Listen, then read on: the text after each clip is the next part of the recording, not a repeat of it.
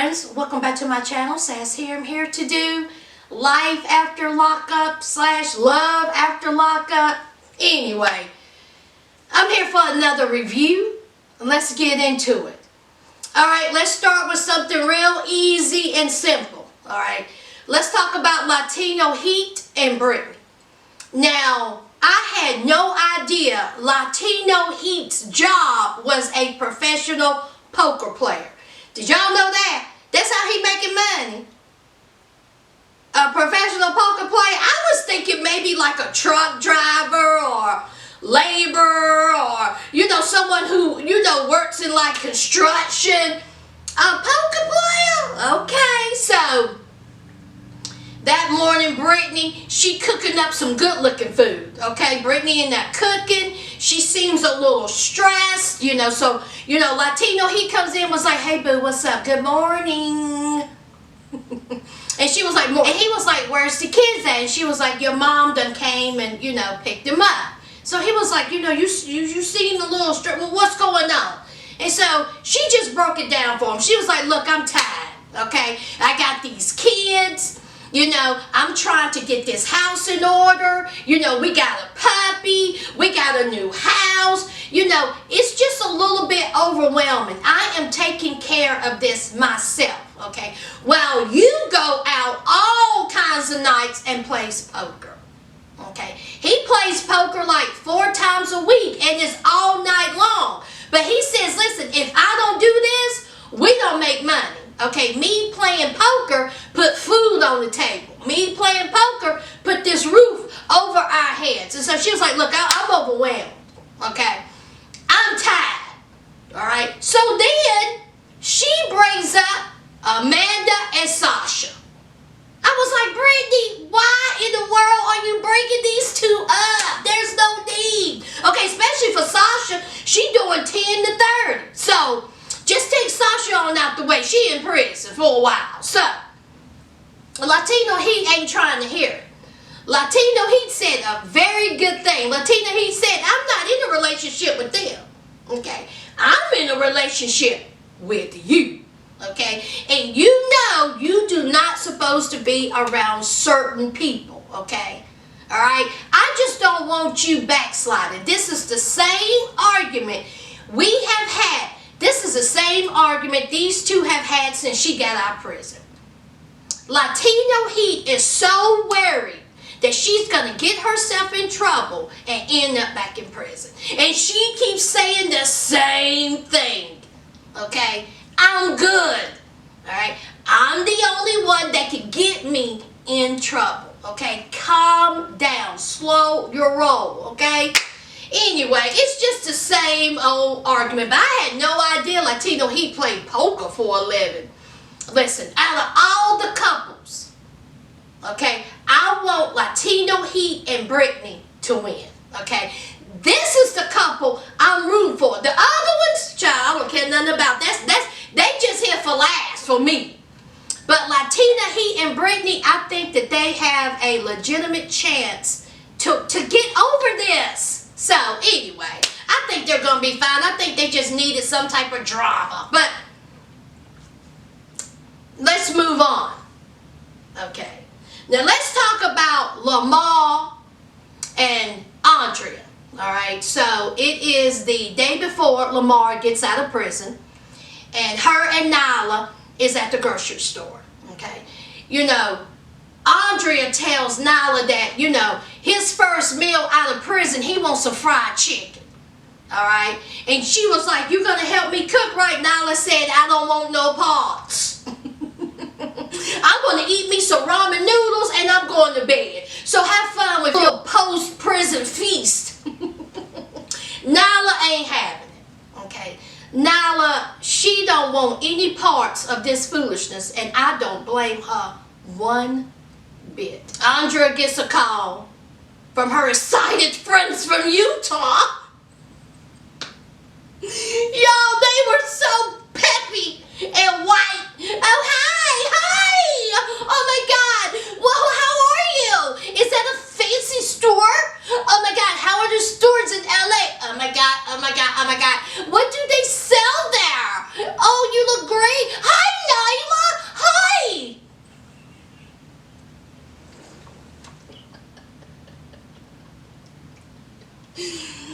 Let me stop.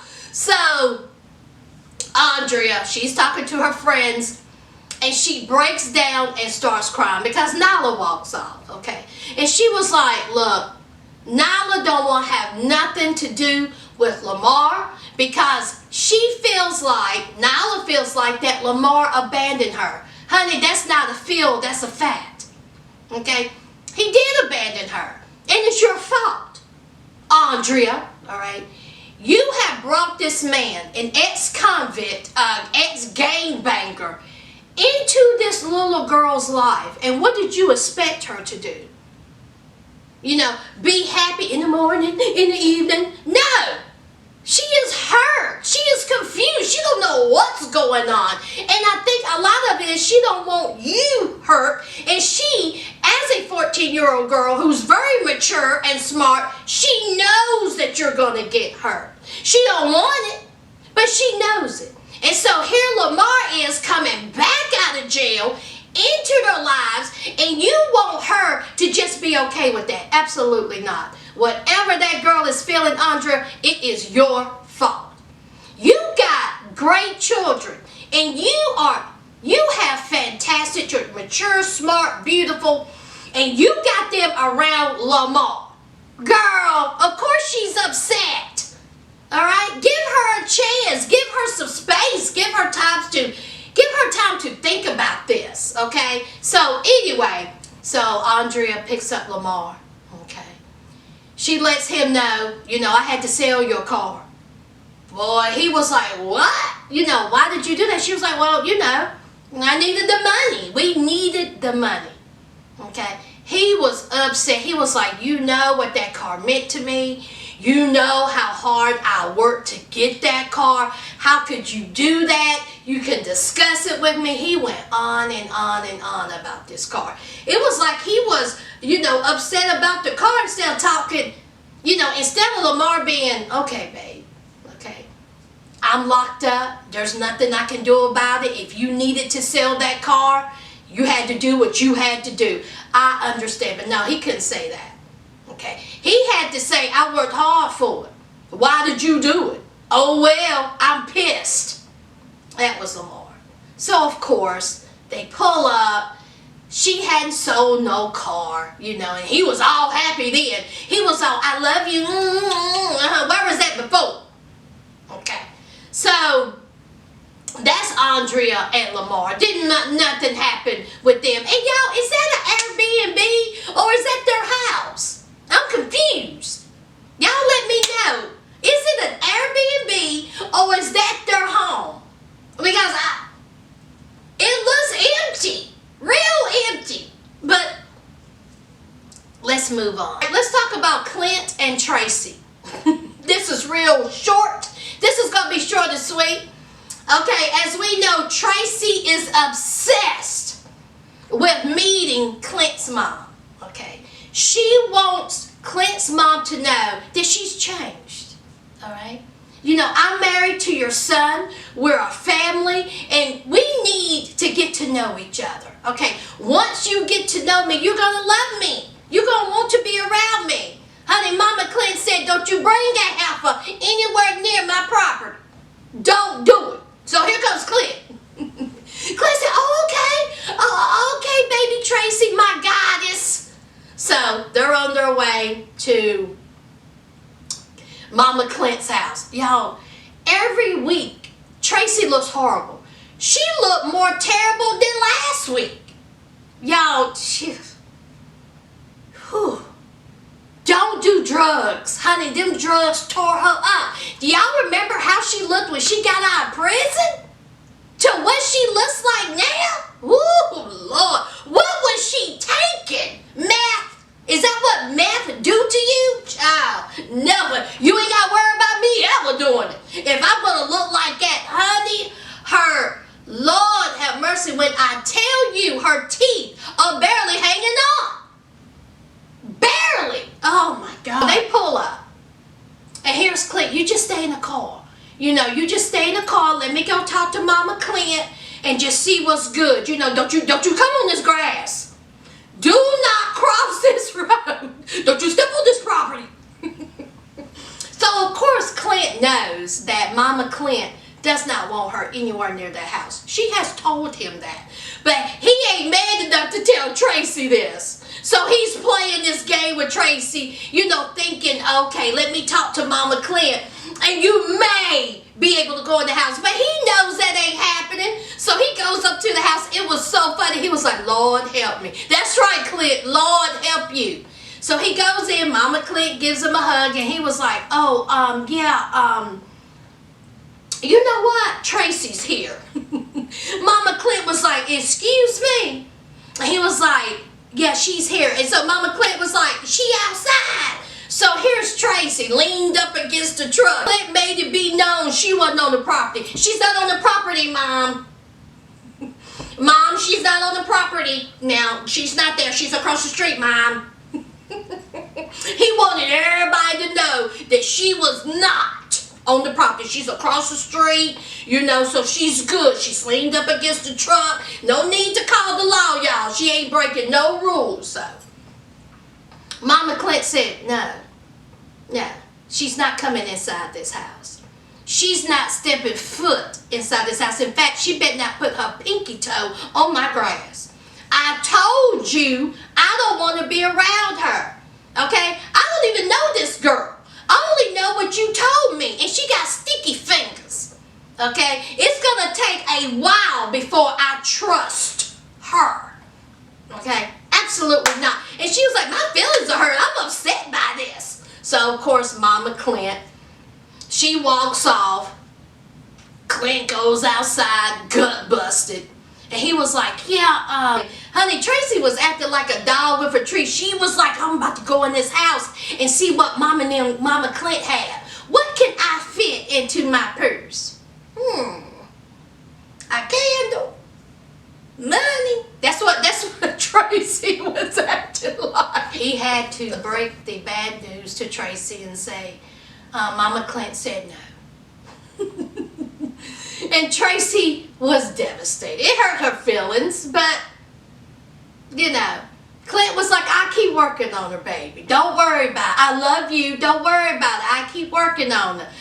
Just give her some time. Clint, it's going to take more than a couple of days. Tracy's reaction was hurt feelings, pouting. She don't understand. Tracy used the term, Mama Clint's behavior was unacceptable. She said, I made mistakes, but I have changed. Now listen here, Tracy. Okay, you're going to have to give Mama Clint more time than a couple of days. All right. That's bottom line. Tracy, you might as well give that up. Mama Clint don't want to have nothing to do with you. And I know you want to meet her so bad, but child, let that woman have room.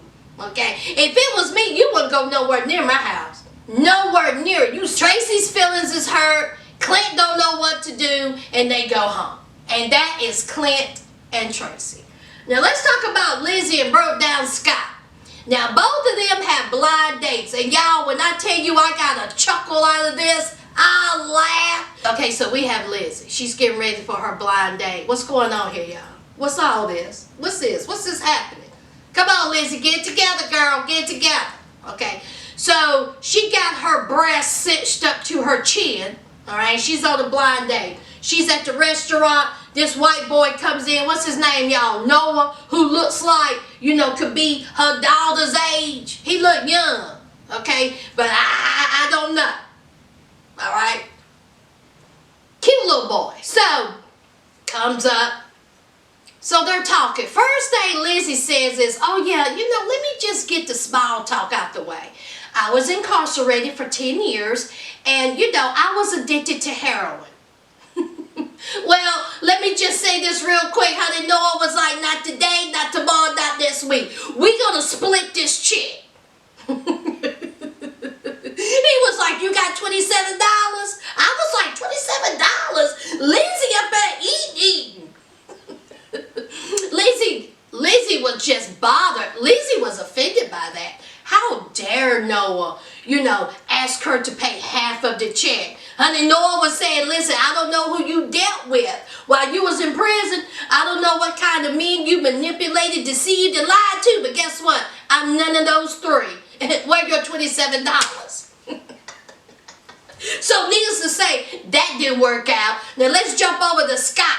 Okay, Scott's woman comes. What's her name? Alexis, real pretty black woman. She sits down. Here, Scott. All right, I'm Scott. He's nervous. There's some flowers there. Alexis says, are those for me? And he was like, oh yeah, I'm so nervous. He gave her the flowers. All right. Here he go. Well, you know, my ex-girlfriend, she was incarcerated, she was in prison, for 10 years, and, she was addicted to heroin, and I was in debt for over $100,000. How you doing? I mean, do the producers tell them to say that? Why do you have to tell that you were in prison or that you was involved with someone in prison? Scott is a dummy. Okay, he should have that tattooed on his forehead. Okay, of course she's looking at him like, are you serious? And so she was like, so basically you was giving her money to make her happy and you really wasn't getting anything in return. And he was like, yeah, basically. And so she was like, okay, let me give you a scenario. Okay, let's say I wanted to open up a yoga shop. Okay, you're going to give me all my yoga money to open up this studio, all right? But I'm not going to give you anything in return. I'm just going to use and abuse you, but you're going to keep giving me money, right? And he was like, yeah, it's kind of like that. Honey, Alexis said, child, you need therapy. Ding, ding, ding. Exactly right. Alexis, please play You Need Therapy. Honey, Scott was just looking like a fool on a stool, okay? So, it's like, Scott, he needs therapy, and, if he get a little bit of confidence about himself, he will make someone a great boyfriend. It ain't gonna be me. She want everybody to know it ain't gonna be her, okay? She want her friends, her family, her mother, her father, everybody in the restaurant. She was like, it ain't gonna be me, y'all. It ain't gonna be me. Y'all hear that? It ain't gonna be me. Okay, I'm not his girlfriend. Okay? The We TV producers paid me a cool $500 just to show up. He's not my boyfriend. Everybody hear that? He's not my boyfriend. She wanted everybody to know that. Yes, Alexis, we know. It's not your boyfriend. There is no way I believe that these two individuals showed up on a date with them and they had no idea what was in store. I think the We TV producers gave them a cool piece of money and said, listen, y'all go in there and y'all talk to them. Stay about an hour, hour and a half, and we good. All right. That was it. Okay? That was it. All right? So Scott, needs to say, he ain't going to see Alexis again, and needs to say, Lindsay is not going to see Noah again. Crash and burn. So, all right, let's talk about the trio of fools. All right, so we have Megan. She's waiting for Michael to get out. And we have Mama Michael, who's waiting for Michael to get out.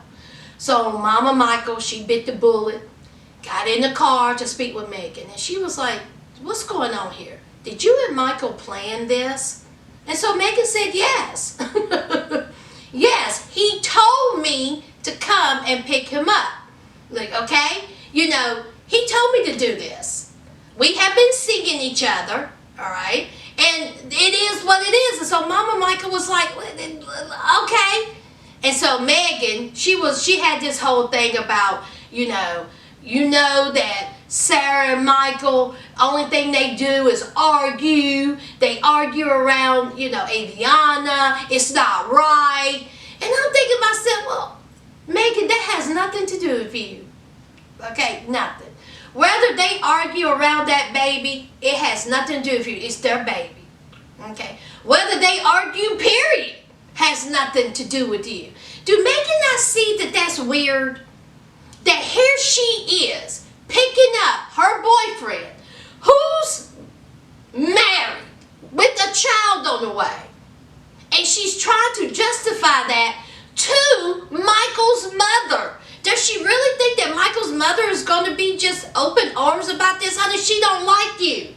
She don't like you because she feels like you are coming between her son and her daughter-in-law's marriage. Okay, now before y'all get on me, yes, I know Michael has something to do with it. Michael is a problem, okay? But Megan, she's there for the ride. Okay, she's there for the ride. So, Mama Michael brought up, well, you know, you found out about Sarah. You found out about the kid on the way, and you still ain't stopped, you know, talking to him. Megan, well, do you think that I could just cut off my relationship, my love for him just like that? It's hard. Yeah, I'm sure it is hard. You have grown to love this boy. But Megan, my question to you, what has he gave you? What is he offering you but a wet penis? What? He hasn't given you anything in this relationship. You are the one that's going through the hardship. Okay? Your family, your friends, everybody looked at you cross-eyed. And Michael, he's just on for the ride. He's having a good time. He has his cake and eat it too. Okay, Megan? He's telling you one thing, and he's also telling Sarah the other. So, anyway, child. Michael gets out, and Mama Michael was like, listen, you stay in this car, okay? Just give me a chance to speak to my son. Just give me some time. So, anyway. Mama Michael, Day, you know, they kissy, you know, Michael, and, you know, Day let it be known, look, Megan here, okay? Why is she here? All right? She talked about us on social media. She disrespected us on social media. I don't like her. So here comes Michael, fresh out of jail. And he has to deal with all of this, you know, female drama. Well, you did it. It's your fault, Michael. So deal with it. So anyway, Michael was talking about how Megan and Sarah got into it on Twitter and it was some type of beef, blah, blah, blah. Okay. So they go out to eat. And Megan, boom. She hits him with, why'd you lie to me? So he was like, look, okay, it wasn't the best thing to do, all right, but I did it, all right. Me and Sarah's relationship have not been perfect, okay. Our relationship was hell, okay, and then, you know, I found you and one thing led to another. Okay, so then Megan's like, well, how many girls have it been? Because Sarah told me that you done cheated on her when y'all was up in New York. And he was like, again, our relationship was not good. I was going through hell. And it was not, you know, talking to girls. He said, I didn't cheat. He says he was not a cheater, y'all. He said, how can you cheat on someone when you're not with them? I say, what? Michael, you had times to, well, we know that you had plenty of time to be with her, okay? You got a baby with her. You married her. You're a cheater, Michael. Quit trying to justify with our relationship was hell. We wasn't working out. You're a cheater, okay, period. So here's Megan. Okay, when you going to get a divorce? And so Michael was like, man, if you don't slow your roll, okay, let me get my ducks in a row, okay? I will get a divorce as soon as I'm situated. Situated? Michael, what more do you need to be? What you getting situated from? What is going on? What situated mean? Oh, that's right. It means that, Megan, I'm not going to get a divorce no time soon, and I'm just going to keep stringing you along. That's what situated means. Is that what it means, Michael? Okay. Honey, Michael was fed up. Michael was like, listen, I have been in jail for months. I am tired of answering your questions. I just want to sit here, eat my burger and chips. That's all I want to do. Meanwhile, Sarah, she's still with her friends, and she finds out that Megan has picked up Michael. Of course, she's upset about it. All right. So Megan is taking Michael to his mom's house. I want y'all to know that Mama Michael and Day don't like me, but I'm here for a couple of days, and I will be seeing them, whether they like it or not. honey, Megan bold with them new braids, ain't she? She done got bold. I bet you she won't step foot in that house. Y'all think she gonna step foot in that house? Now, she's only gonna push Mama Michael, but for so much.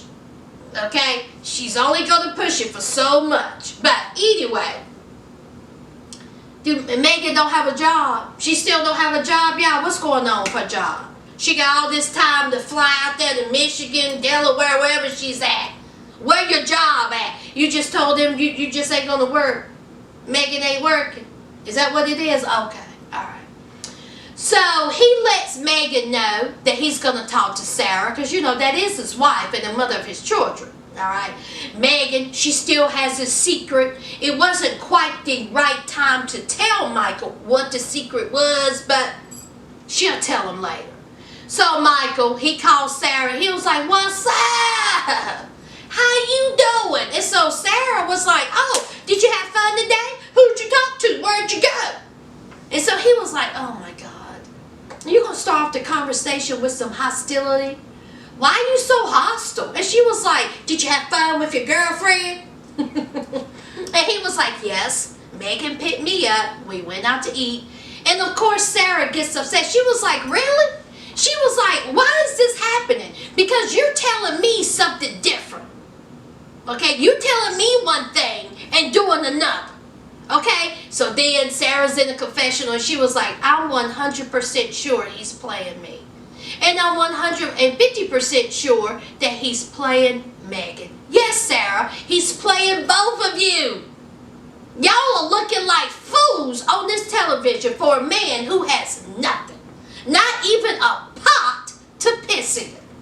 You two running around here getting into Twitter battles over a fool that don't care nothing about you. Okay, yes, he may love Megan, but he's also telling you that he loves you, Sarah."